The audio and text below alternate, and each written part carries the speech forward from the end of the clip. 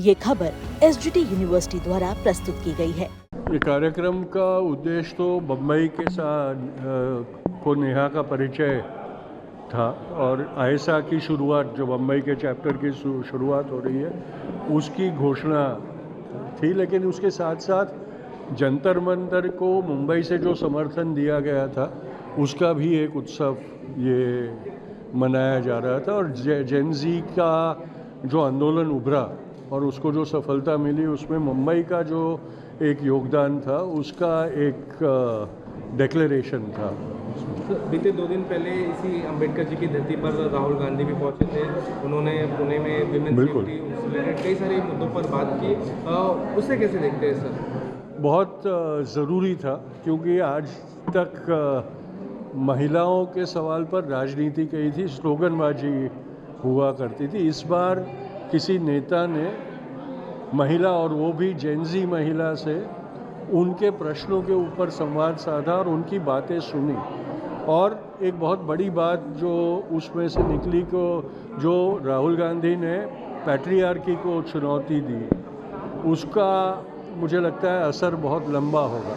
Bharatiya Janata party ने 5 सितंबर को एक प्रोटेस्ट मार्च अनाउंस किया है दिल्ली पुलिस, इंडिया गेट से दिल्ली पुलिस हेडक्वार्टर। क्या आपको लगता है कि अभी भी ये जो प्रोटेस्ट है ये चलता रहेगा?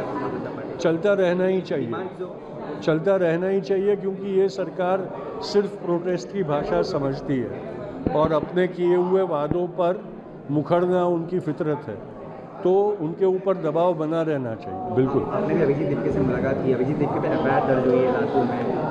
स्कूल में जिस तरीके से उन्होंने गए, वहाँ की स्थिति बताई, क्या आपको लगता है कि सरकार उससे कहीं घबरा रही है? बिल्कुल घबराई है। इसीलिए एकनाथ शिंदे साहब ने स्कूलों के नूतनीकरण के बारे में एक स्कीम जाहिर की। इसी के चलते राजस्थान सरकार ने भी वो किया।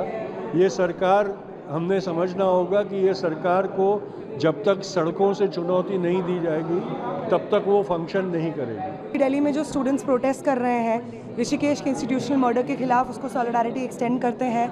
यहाँ बम्बई में इसलिए है क्योंकि यहाँ पे आईआईटी बॉम्बे में भी इसी एक साल में, पिछले 3 सेमेस्टर्स में लगातार 3 सुसाइड स्टूडेंट्स के हुए हैं। वो आईआईटीज़ जिनको हम बहुत उम्मीद से देखते हैं, जहाँ पे न जाने कितना पैसा खर्च करके अपने बच्चों को भेजना चाहते हैं, उन आईआईटीज़ में अगर इस तरीके से यंग लोग अपनी जान लेने पे मजबूर होते रहें, तो ये एक सिस्टमैटिक प्रॉब्लम की तरफ हमें इशारा करता है। इस चीज़ पे संज्ञान लेते हुए आईआईटीज़ में इस वक्त क्या चल रहा है, और उससे एक स्टेप बढ़ करके जिस तरीके का सेंट्रलाइजेशन होता है इन एग्जामिनेशंस का, और इंक्रीजिंग प्रेशर होता है स्टूडेंट्स के ऊपर कि ये एक एग्ज़ाम है जिन पे उनका पूरा भविष्य टिका हुआ है, ये सेंट्रलाइजेशन को ख़त्म करना होगा।